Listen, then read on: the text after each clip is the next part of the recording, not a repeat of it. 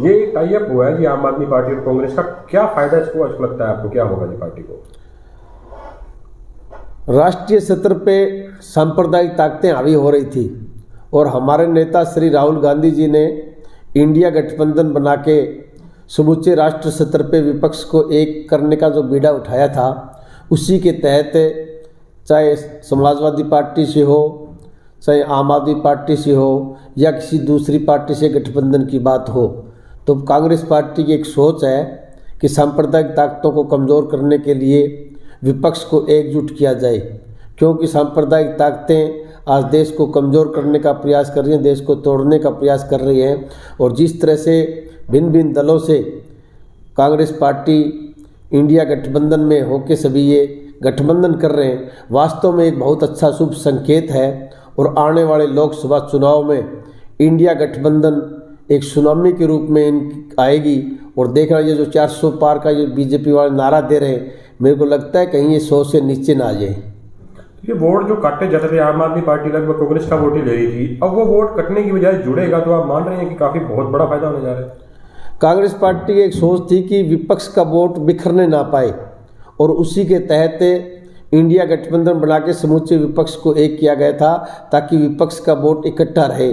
और जो विपक्ष का वोट इकट्ठा रहेगा तो वो 70% के करीब बैठता है। तो जब 70% के करीब इंडिया गठबंधन का वोट बनेगा तो निश्चित तौर पे बीजेपी को मुंह की खानी पड़ेगी। तो आज हरियाणा में खुशी की लहर देखने को मिल रही है जी। मोरल जो कांग्रेसियों का मोरल कहें या आम आदमी पार्टी का कॉन्फिडेंस कहें, बड़ा है इससे?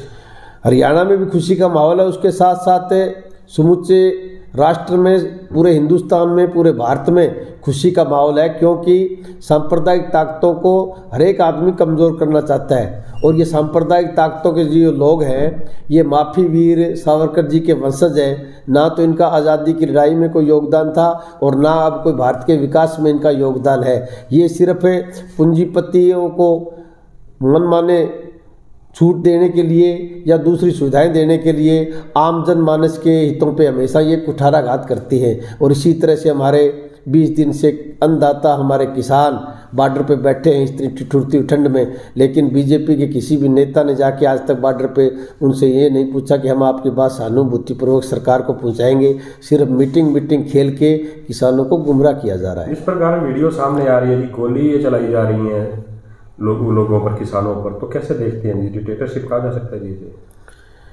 डिक्टेटरशिप क्या कहें, गोली तो उन्होंने, पहले हम आंदोलन देखते थे कि पानी की बौछारें मारते थे, लाठी डंडे मारते थे, वो पैरों पे मारते थे। और उन्होंने जो शुभकर नाम का हमारा जो युवा साथी शहीद हुआ है, उसके तो सिर के अंदर सीधी इन्होंने गोली मारी है।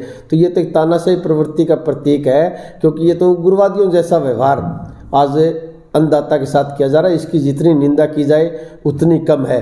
और मैं तो परमात्मा से दुआ करता हूँ कि मोदी जी को सद्बुद्धि दे और जल्दी MSP का गारंटी का कानून ये लेके आएँ, अध्यादेश पास कराएं, और ताकि किसान अपनी जीविका आराम से चला सके। और मोदी जी जल्दी से जल्दी आंदोलन को समाप्त करना चाहिए। पिछले किसान आंदोलन में ही आपने पार्टी को छोड़ा था, बीजेपी में आप थे और सत्ता आपकी पार्टी थी, लेकिन किसानों के लिए आपने पार्टी को छोड़ा था। ये भी जो लोगों में चर्चा का विषय बना हुआ है, बलवान दौलतपुरिया ने किसानों का साथ दिया था।